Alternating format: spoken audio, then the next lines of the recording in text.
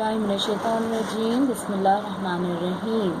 अस्सलाम वालेकुम प्यारे बच्चों, आज हम पढ़ेंगे उर्दू वर्ड बुक का सफ़ा नंबर 26। सफ़ा नंबर 26 और तारीख क्या है हमारी आज 13/7/20 और दिन क्या है पीर।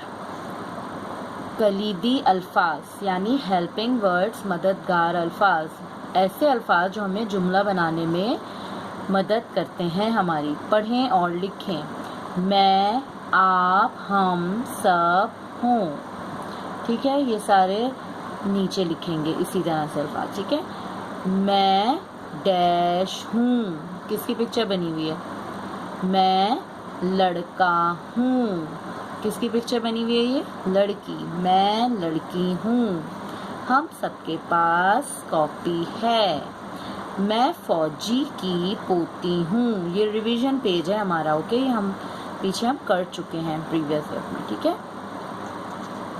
प्यारे बच्चों, एक जैसी तस्वीर में एक जैसा रंग भरें। जो सेम पिक्चर्स हैं उनमें सेम कलर करेंगे, ओके। ये करके मुझे बना के फिर पेज फॉरवर्ड कीजिए, ओके। अल्लाह हाफ़िज़।